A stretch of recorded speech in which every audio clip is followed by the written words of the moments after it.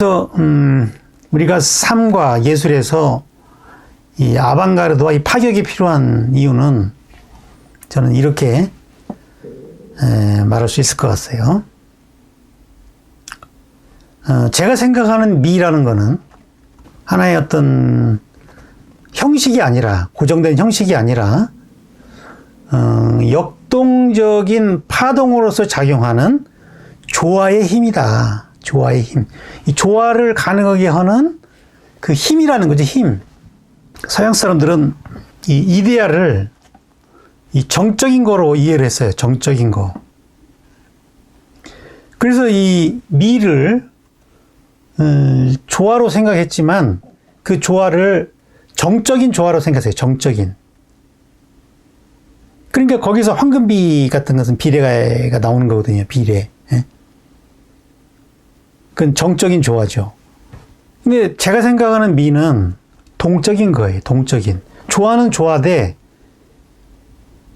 서로 작용을 하면서 마치 그 음악을 연주할 때 서로 화음을 내면서 다른 사람의 음을 들어가면서 이 전체의 그 조화를 맞춰가는 과정적인 어떤 시간적인 역동성이 있는 그런 힘으로 보는 거죠.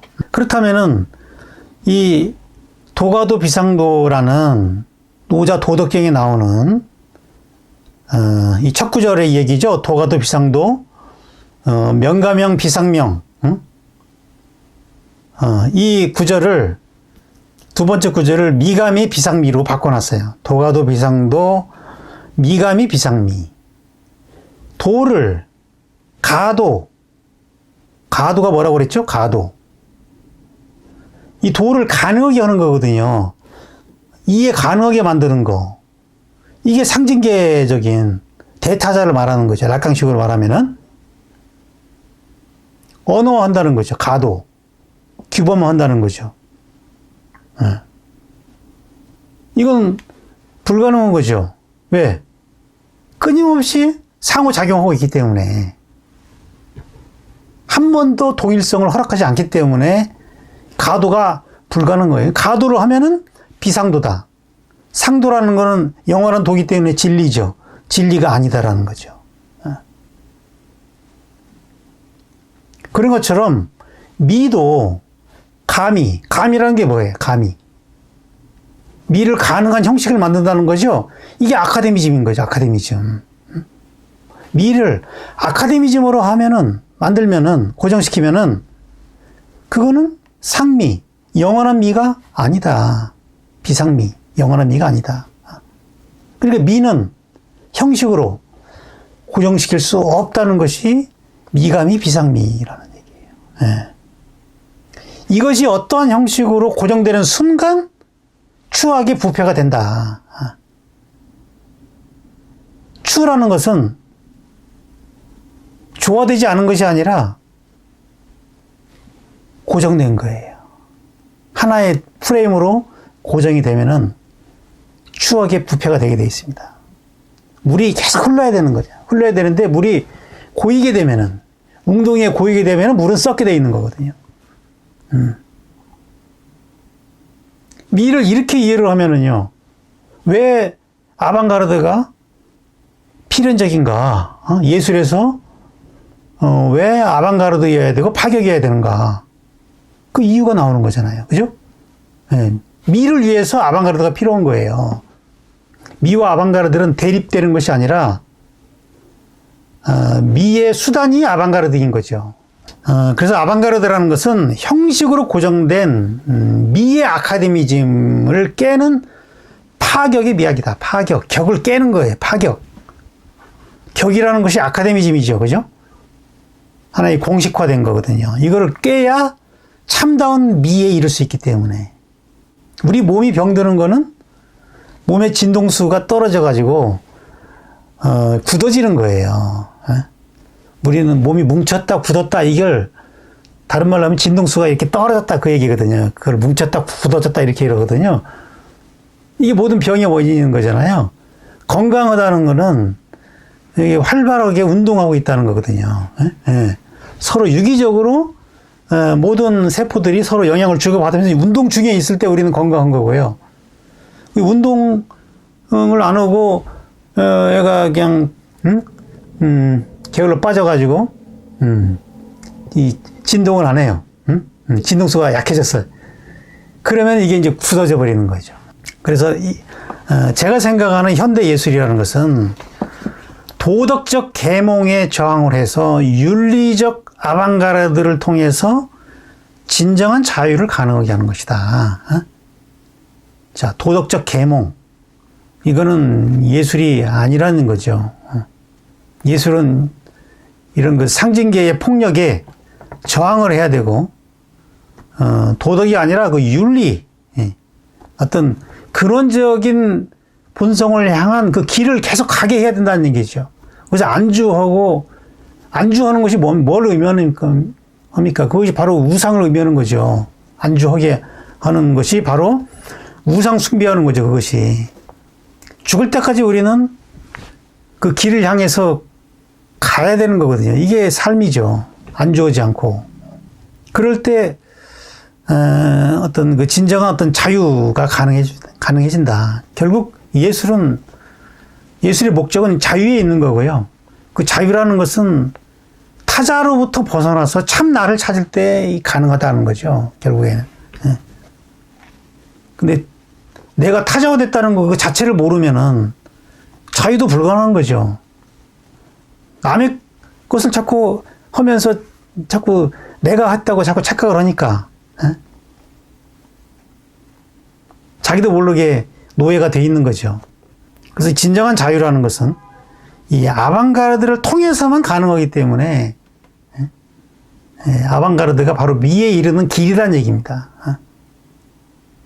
자, 아카데미즘의 그 문제를 이제 그린버그를 통해서 좀 들어보면은 이 클레멘트 그린버그는 모더니즘의 그 대표적인 평론가고 이분이 1939년도에 아방가르드와 키치라는 글을 썼어요. 그래서 이 글에서 보면은 아카데미즘에서는 중요한 문제들이 논쟁거리가 된다는 이유로 버려지고 대가들의 전례에 의해서 결정된다. 그러니까 예술의 어떤 그 표현 방식이 자기에서 나올 때 이게 독창적인 것이 되잖아요. 근데 이게 자기 방식이 아니라 대가들이 만들어 놓은 그 전례에 따라서 결정이 될 때, 그 예술의 아카데미즘이라는 것이 과연 존재해야 되는가? 이건 좀 우리가 생각할 필요가 있는 거죠. 그럴 때 창조적인 활동은 세부적인 형식상의 묘기로 전락하고 같은 주제들이 많은 작품에서 기계적으로 변주되면서 새로운 것은 만들어지지 않는다. 왜? 이 공식에 따라서 그대로 그림을 그리니까. 뭐 여기에도 나름대로 변주는 있겠지만 어떤 큰 공식의 틀에서는 벗어나지 않기 때문에 그걸 새롭다고 보기는 어렵다는 거죠. 그래서 예술은 아카데미즘을 가르치는 것이 아니라 아카데미즘을 깨는 법을 가르쳐야 되는 거죠.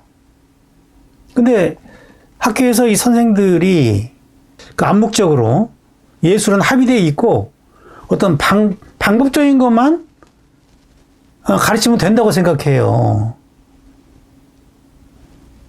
근데 이런 그 합의됐다는 것이 어떠한 예술관의 그 예술관을 갖고 있냐에 따라 가지고 다르기 때문에 그걸 먼저 얘기가 돼야 되는 거죠. 예를 들어서 뭐 어떤 사람은 형식주의적인 예술관을 갖고 있어요. 어떤 그림들이 잘 이렇게 조화돼야 그게 예술이라고 생각해요. 형식적으로. 그런 사람들은 항상 너 여기가 너무 강하다. 여기가 너무 약하다. 너 여기 좀 빼라. 이걸 좀 복잡하니까 이걸 빼라. 근데 만약에 그 학생이 이 포스트 모던적인 해체적인 것을 염두에 두고 그 모던적인 형식주의를 깨는 거를 의도를 갖고 있어요. 근데 그 가르치는 선생은 형식주의적인 관점에서 그 작품을 지적을 한다. 그럼 이건 안 되는 거죠. 그러니까 우리가 이제 이런 부분을 참 조심해야 되는 건데, 뭐를 공격하고, 뭐에서 벗어나고자 하는가. 그, 아방가르드의 지점이 뭔가가 서로 간에 합의된 상태에서 그 다음에 방법을 말해야 되는 거거든요. 근데 그걸 얘기 없이 그냥 무조건 지적을 한다는 것은 그냥 내 형식을 따르라. 이거밖에 더 되냐는 거죠. 이것이. 그러니까 그거는 이미 아카데미즘이 전제되어 있다는 거죠. 그죠? 아카데미즘 형식이 전제되어 있으니까 그대로 다 따라오면 된다는 얘기인데, 과연 그 아카데미즘이 무엇을 보장할 수 있는가? 정말 그 좋은 예술가를 만들 수 있냐는 거, 그 아카데미즘으로. 그 성공 케이스가 있냐는 거죠. 그렇게 해가지고. 우리나라 교육제도로 길러낸 성공 케이스가 누가 있습니까? 다 그 아웃사이더들이 자기가 거기서 빠져나와서 이 성공 케이스들이 나온 거지. 그러니까 이 아카데미즘의 심각한 문제를 우리 교육도 그대로 갖고 있는 거죠.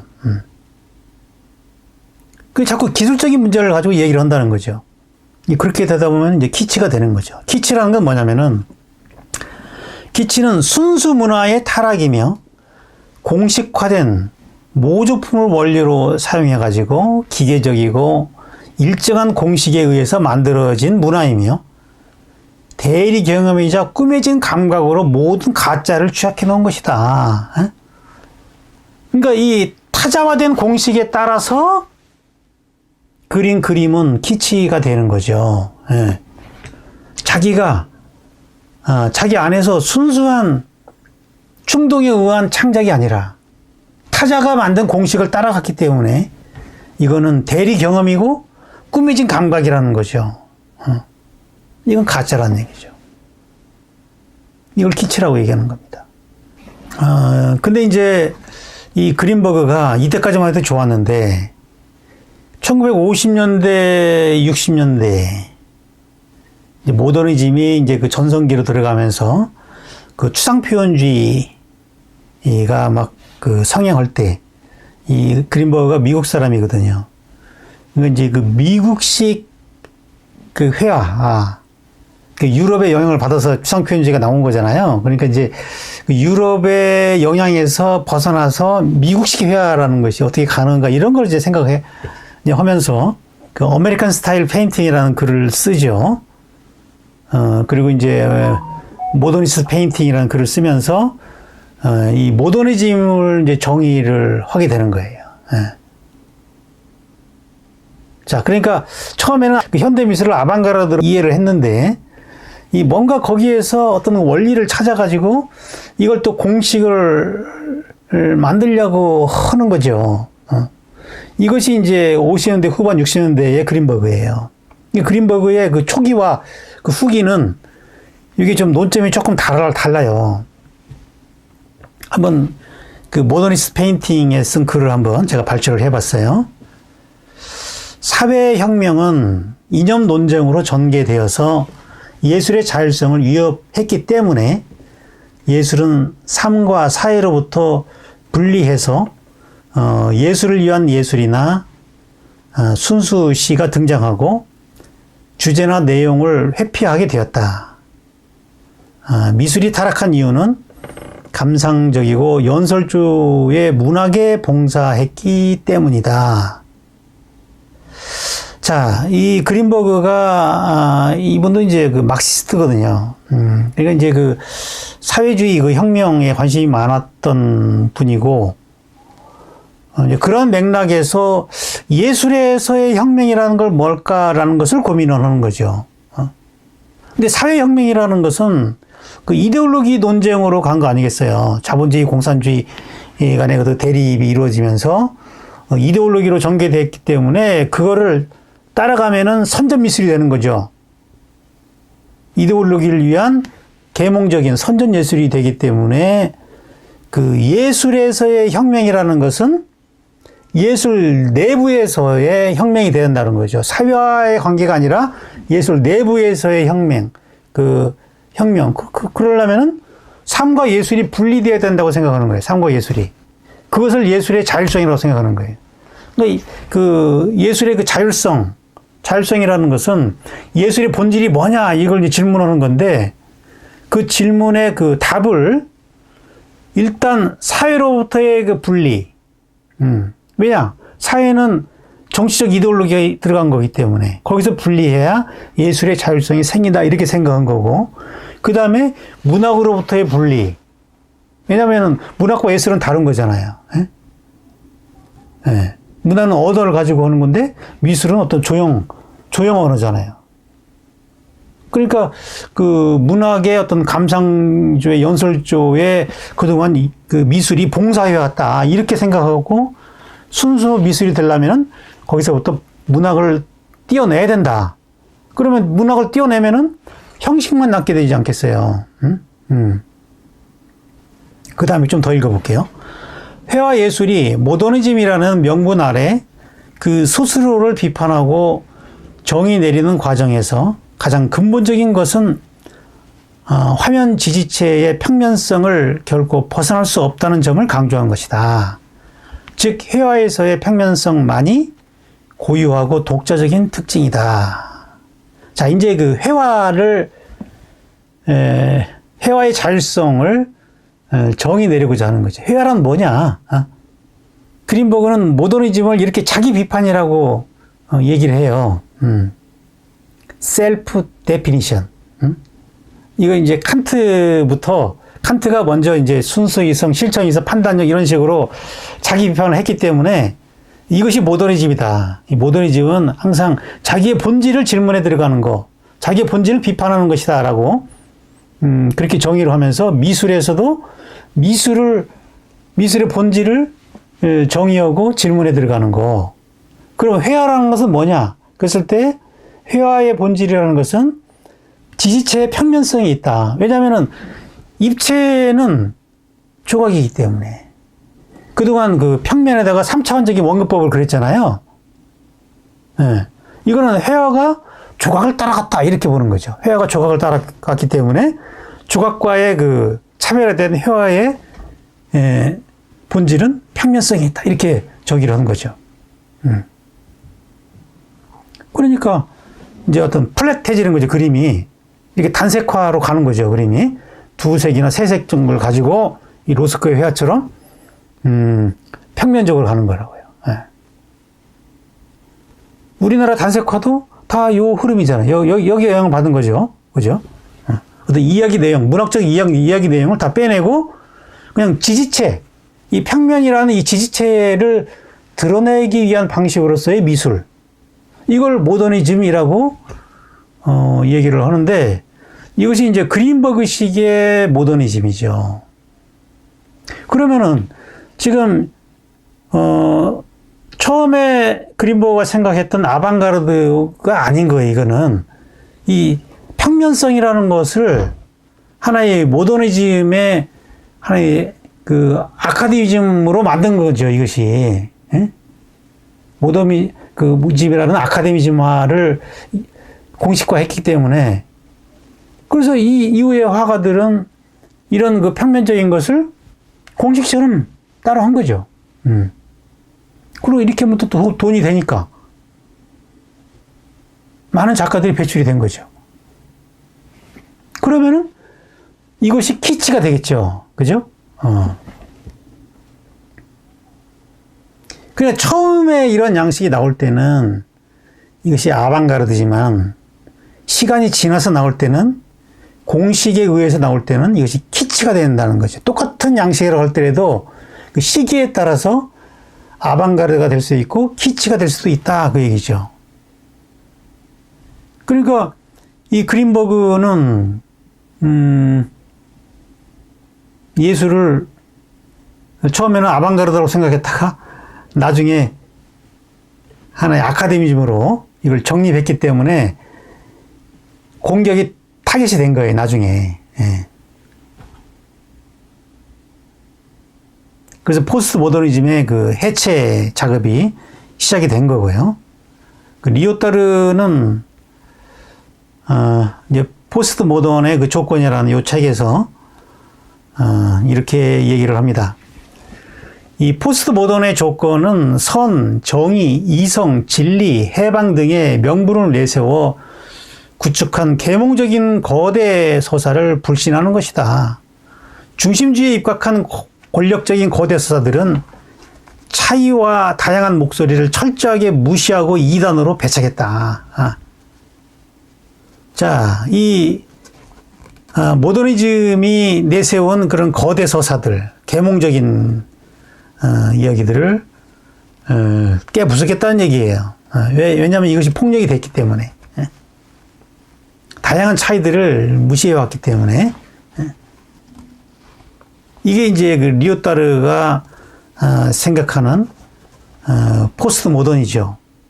그래서 예술의 속성을 다시 아방가르드적인 그 숭고라고 다시 정리를 하는 것이 리오타르입니다. 이 숭고라는 것이 뭐냐면요, 그 상징계적인 이해가 파괴됐을 때 느끼는 어떤 공포스러운 정서예요. 우리는 상징계를 통해서 이 세계를 이해하는데 그것이 무너졌을 때 세계를 이해할 수 있는 방법이 없는 거죠. 그때 느끼는 어떤 불안감, 공포 이런 것이 이제 숭고의 정서인데, 리오타르의 얘기를 한번 들어보죠.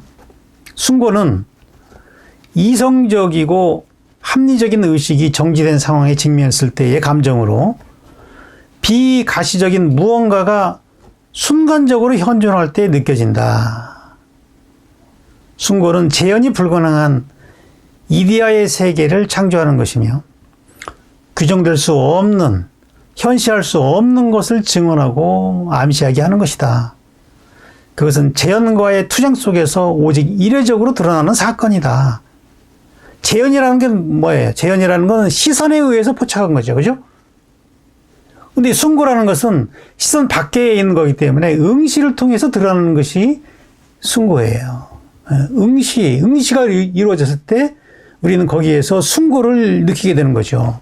그거는 이례적이에요. 이례적. 이례적이기 때문에 우리는 그걸 사건이라고 말하는 거예요. 사건. 사건은 언제나 이례적인 거예요. 사실 뭐 이 세계는 항상 이례적이지만 우리의 관념이 반복이라고 느끼는 거죠. 이 오늘 같은 이런 날씨, 이 봄에 이렇게 미세먼지 많은 이런 날씨는 사실은 이례적인 거예요. 우주가 만들어진 이래에 처음 있는 날씨인데 우리는 우리의 어떤 상징계적인 이해 방식으로 이거는 봄날이다. 그냥 그 틀 안에서 이해를 해버리는 거죠. 그 새로운 미세한 차이들을 그렇게 되면 놓치게 되는 거겠죠.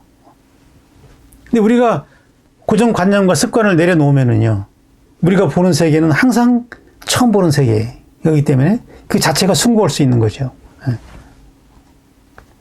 그러나 관습으로 보면은 맨날 똑같은 걸 보는 거예요, 우리가. 그러니까 우리가 이제 권태로워지고 지루해지는 거거든요. 자, 그 다음에 좀 더 읽어보죠. 미가 조화의 성취에서 오는 긍정적인 쾌감이라면은 숭고는 의식할 수 없는 대상을 체험하고 의식이 확장되면서 오는 불쾌감이 동반되는 부정적 쾌감이다. 라캉이 말했던 그런 주의상스의 개념과 비슷한 거예요, 이것이. 부정적 쾌감. 어떤 상징계의 그 질서 내에서 얻는 쾌감이 아닌 거예요, 이거는. 그건 긍정적 쾌감이라면은 이거는 내가 한 번도 의식하지 못한, 경험하지 못한 세계를 느낄 때, 아까 제가 그 소파에 그 안마 의자에서 기운이 확 들었을 때 느꼈던 뭐 그런 체험 같은 거예요. 한 번도 경험해 본 적이 없고 내가 그걸 또 체험하려고 그게 너무 신기하고 그리워서 또 하려고 해도 안 돼요. 이제는 딱 한 번의 체험인데 어쨌든 간에 그 한 번의 체험이 저는 이 의식을 확장시키는데 굉장한 어떤 도움이 됐어요. 뭔가 그 보이지 않는 세계, 그 언어 밖의 세계를 그 느낌으로 이해했다고 그럴까요? 그러니까 언어라는 것이 다 수단이구나. 그 느낌을 표현하는 수단에 불과한 것이라는 걸 알게 된 거죠.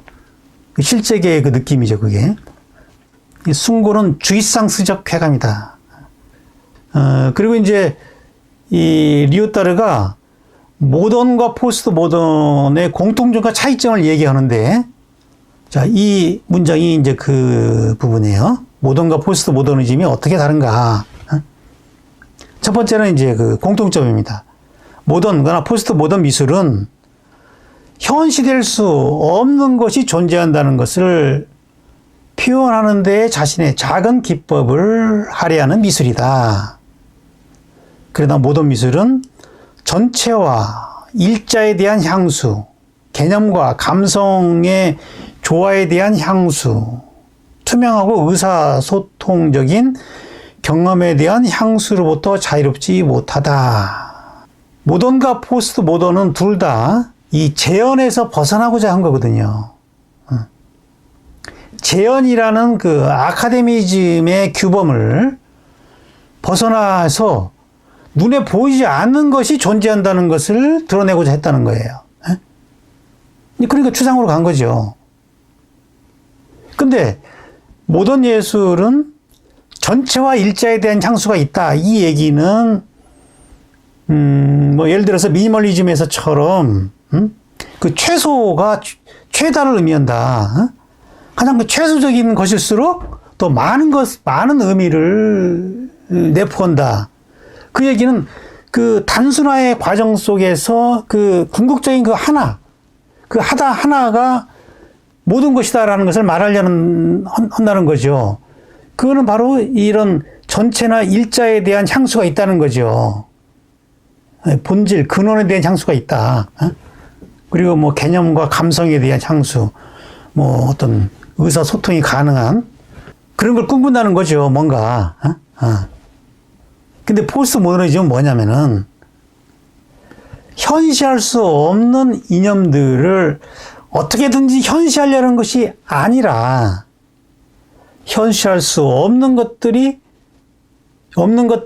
현시할 수 없음을 드러내서 시간에 대한 정신의 월권을 해결하는 것이다. 어떻게든지 보이지 않는 것을 보이게 하려는 것이 아니라 이 실제를 붙잡을 수 없다는 것을 말하려고 한다는 거죠. 우리의 정신이라는 것은 이성적으로 그걸 붙잡기 때문에, 붙잡아 놓으면 실제는 떠나기 때문에, 그걸 붙잡았다고 그거를 좋아한다는 것은 그것이 정신의 일종의 월권이라는 거죠. 역동적인 시간성으로 과정적으로 존재하는 이 실제의 세계라는 것은 우리의 정신의 분석 능력으로 포착이 불가능할 수 없다는 얘기를 하려는 것이 포스트 모던이다. 상당히 그 좋은 표현이라고 생각을 합니다. 그러니까 모더니즘도 계몽적인 요소가 있다는 얘기예요. 결국에는. 그죠? 보이지 않는 세계가 존재한다. 이걸 자꾸 계몽한다는 거죠. 근데 포스트 모더니즘은 그것마저도 표현이 불가능하다. 표현이 불가능하다는 것을 말하고자 한다는 얘기죠. 네.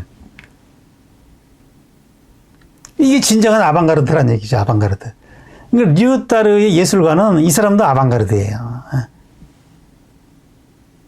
라캉도 마찬가지고요. 리오타르도 마찬가지고, 이것이 이제 포스트 모더니즘의 사실은 그 특징이죠. 포스트 모더니즘은 궁극적으로 아방가르드를 지향하는 겁니다. 어떤 진리의 실체를 붙잡을 수 없다고 보는 거예요.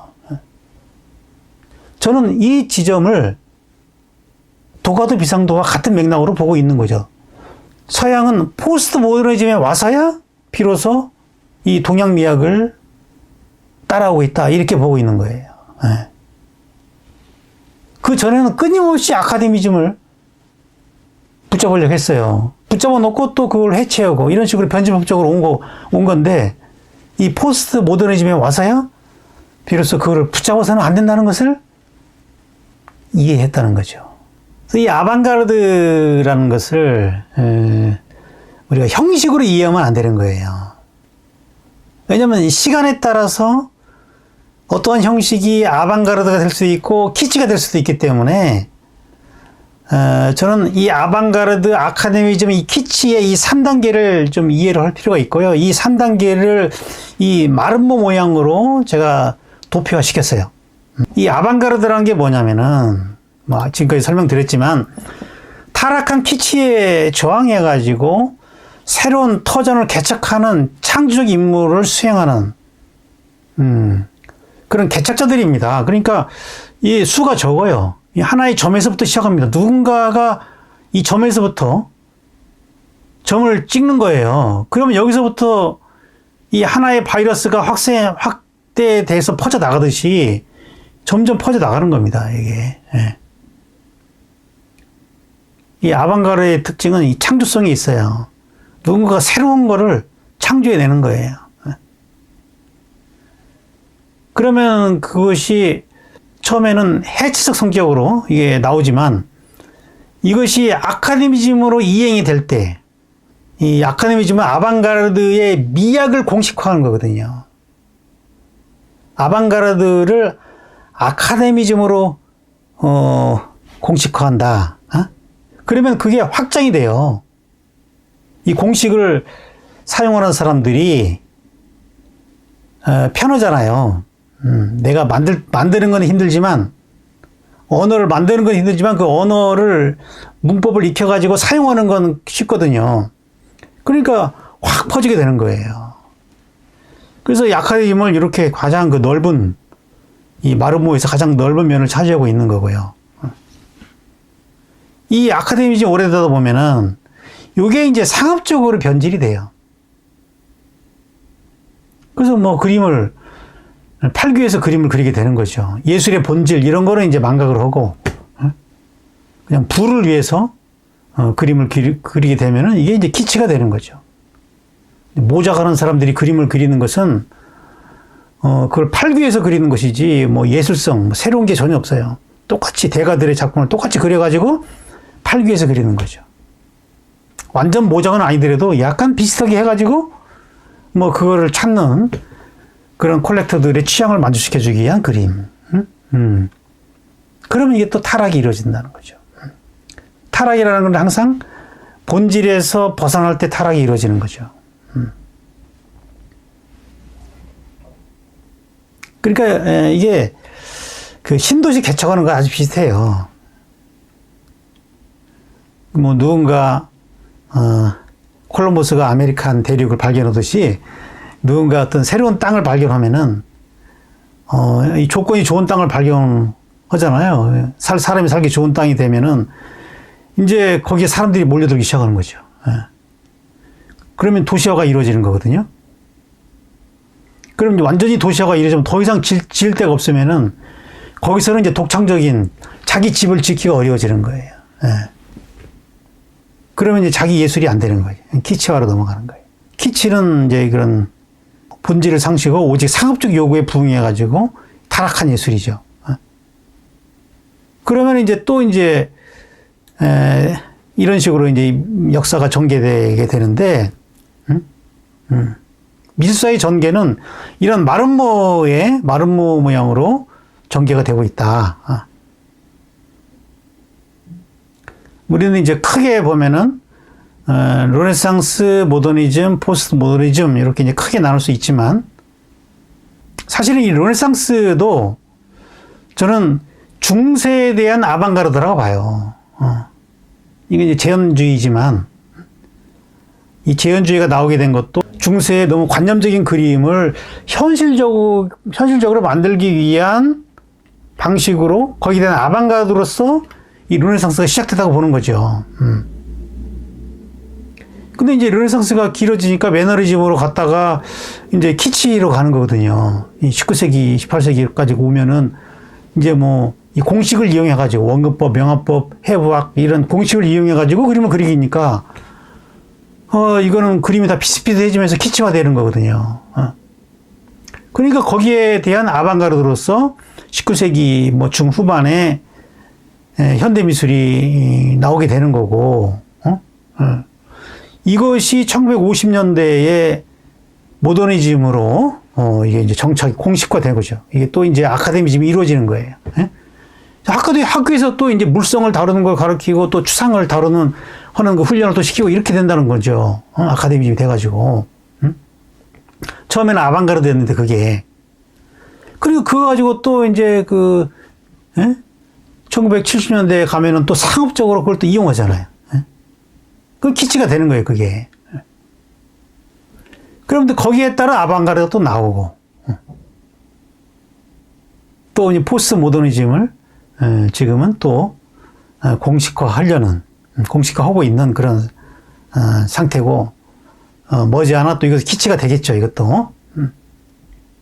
그래서 여러분들이 지금 자신의 집이 어느 동네에 있는가를 한번 위치를 한번 점검해 보시라 하고 제가 이 도표를 그려드린 겁니다. 내가 지금 이 동네에 살고 있는지, 이 동네에 있는지, 이 동네에서도 여기인지 근데 지금은 여기는 다 이미 지나간 거 아니겠어요? 역사적으로는. 근데 이제 이런 역사를 무시하고 내가 처음으로 자꾸 그림을 남의 작품을 안 보고 그림을 하려다 보면은 대부분 이 동네로 가게 돼요. 이미 지나간 시대로 가게 된다는 거죠. 그래서 그림을 시작할 때 우리가 역사를 배운다는 것은 이런 선제하는 이런 거는 공부를 통해서 우리가 이거를 배워야 되는 거예요. 그러니까 우리가 공부해야 될 부분이 있고 우리가 노력해서 내가 창작해야 될 부분이 있는 거예요. 근데 그거를 나누지 않고 처음부터 창작하려고 덤비면은 다 이 앞에서 어딘가에서 있게 된다는 거죠. 그 대학 들어갈 때 이 석고대생을 보고 대학을 들어가면은 이게 르네상스 시대 거를 또 배우게 되는 거잖아요. 그럼 여기서 빠져나와 봤자 여기죠. 그죠? 그러니까 그림을 뭐 혼자 배우는 경우에 뭐 할 수 없지만 우리가 뭐 대학이나 이런 정규 커리큘럼을 통해서 미술을 가르친다는 것은 이미 역사가 이렇게 흘러왔다는 것을 이해를 하고 그럼 나는 여기서 어디에 내가 터전을 잡을 것인가를 결정하는 거예요. 예. 감당할 만한 그런 터전을 잡는 거죠. 근데 분명한 것은 내가 대가가 되고자 한다면은 적어도 뭐 이 동네에서 뭔가를 잡으려고 해야 이미 집이 다 지어진 이런 도시에서 내 집을 짓겠다고 덤벼들면은 집을 지을 수가 터가 없는데요. 그냥 전세나 월세밖에 안 돼요. 있는 집에 빌려서 들어갈 수는 있어도 새로 지을 땅이 없어요. 좋은 땅도 없고 내 집을 짓겠다. 내 양식을 짓겠다. 내가 창작하는 나의 스타일을 만들겠다 하면은 이 동네로 와야 되는 거죠. 근데 이런 역사를 안 배우고 그냥 무조건 그리다 보면은 이 동네에 자기도 모르게 살고 있으면서 이 동네에 어떤 의미를 갖는지 어떤 가치가 있는지를 모르게 된다는 거죠. 그러면서 자꾸 나는 왜 대가가 안 되는가를 자꾸 불만을 갖는다는 거죠. 그래서 마지막으로 이 걸작의 조건에 대해서 말씀드리고 오늘 수업을 마치겠습니다. 제가 생각하는 좋은 작품이라는 것은 첫째로 미와 예술을 계몽하지 않고 사유하게 하는 작품. 이미 뭐 미와 예술이 딱 그렇게 아카데미 거기에 정의가 돼가지고 그 공식에 따라서 딱 이것이 예술이다 이렇게 말하는 게 아니라 이것이 과연 예술일까? 왜? 작품은 상징계잖아요. 이 조형 언어도 언어입니다. 물질화된 상징계이기 때문에 이 작품과 실제 사이에는 괴리가 당연한 거라요.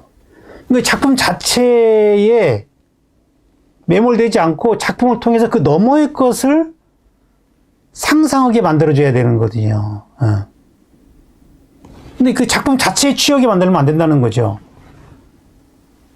그 너머의 것을 사유하게 만들어줘야 된다는 거죠. 제가 지난 시간에 마지막에 그 사유에 대해서 설명드렸잖아요. 사고와 사유는 다른 것이다.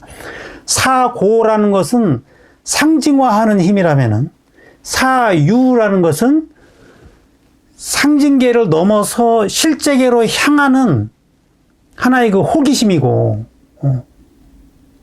하나의 질문이라는 거죠. 질문 상태. 이 화두와 같은 거예요. 화두. 화두는 질문하는 것이지 어떤 정의를 내리는 게 아니에요. 끝없는 그 질문 속에 실제와 접속할 수 있는 가능성이 열리는 거죠. 그 질문 속에. 그 작품을 통해서 이 사유하게 만들려고 해야지, 계몽하려고 덤비면 이것이 아름다움이라고 자꾸 계몽하려고 하면 안 된다는 거죠. 두 번째, 타자가 만든 아카데미즘에서 벗어나서 자기의 충동적인 응시가 드러난 작품. 결국 이 창작이라는 것은요, 자기의 충동이 안 나오면은 이게 안 되게 돼 있어요. 결국에는 아무리 노력을 해도요, 다른 사람이 만들어 놓은 그런 그 규범들을 힐끗힐끗 보면서 그걸 조금 짜증게 하는 거거든요. 결국 그 자기다움, 그 자기 안에서 나오는 그 충동이 자기 스타일을 만드는 거거든요. 그게 나와버리면은 정말 그 사람다워요. 이건 정말 그 사람과 닮았다. 그 사람만이 할 수 있는 것 같다는 그 느낌이 들 때가 있어요. 어떤 작품을 보면은. 근데 어떤 작품은 왜 이 사람이 이런 식이 나왔지? 이거 누구과 비슷한데? 이렇게 되어버리면은 이 충동이 발현이 안 되는 거예요. 자발적으로 충동이 나와야 되는 건데, 그러려면 자기 응시가 돼야 되는 거죠. 자기 체험적인 그 충동이 발현될 때, 어떤 설명할 수 없는 그 사람의 그 아우라가 확 풍겨져 나온다는 거죠. 세 번째로는, 그래서 결과적으로는 그 매혹적인 낯설므로 상징계적인 판단을 중지하게 하는 숭고한 작품이다. 낯선은 낯선데 매혹이 있어야 돼요. 예술은 매혹. 그래야 그 작품을 볼 거 아니겠어요. 뭔가 끌리는 그 느낌. 우리가 그 새로운 관광지에 가서도 낯설지만 이 끌리는 게 있기 때문에 관광을 하는 거잖아요.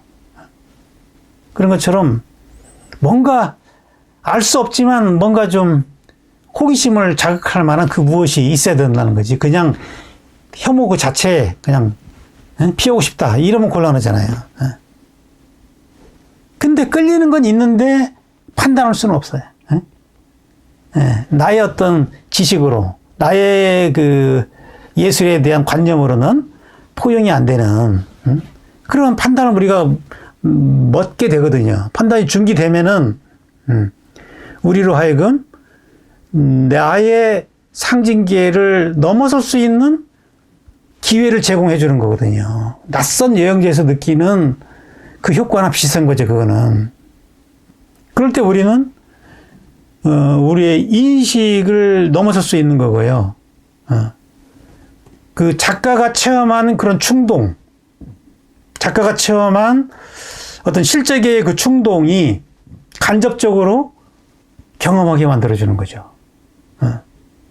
그 충동이 작가마다, 사람마다 다 다르기 때문에 어떤 나와 다른 다양한 세계를 우리는 경험할 수 있게 되는 것이고, 좀 더 풍성한, 내가 경험하지 못한 그런 다양한 세계를 경험하게 한다는 점에서, 그 점에서 예술의 가치가 있다는 겁니다. 이것이 제가 생각하는 걸작의 조건입니다. 오늘까지 해서 제가 3번의 시간을 거쳐가지고 예술이란 무언가, 그리고 좋은 작품이란 무언가를, 이것이 저의 주관적인 관점일 수 있어요. 그러나 저의 관점을 밝히는 것은 필요해요. 그래야 앞으로 우리가 논의하게 될 작품에 대한 분석과 연구를 우리가 합의하에서 얘기를 할 수 있는 거니까요. 그죠? 그래서 오늘 내용들을 다시 한번 여러분들이 그 복습을 하시면서 이 공감대가 어느 정도 이루어졌는지, 만약에 공감이 안 되는 부분이 있으면은 댓글을 통해서 남겨주시면은 또 그 부분을 좀 더 논의하면서 좀 합의점에 도달할 수 있도록 노력을 해보겠습니다.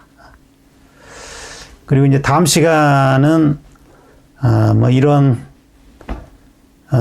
우리가 기본적으로 이제 그 조건들을 다뤘기 때문에 이걸 토대로 구체적인 이제 작품 연구로 들어가도록 하겠습니다. 예. 자, 오늘 저의 수업은 여기까지 하겠습니다. 장시간 수고하셨고요. 질문 있으면 하셔도 좋고, 없으시면은 다음 주에 뵙도록 하겠습니다.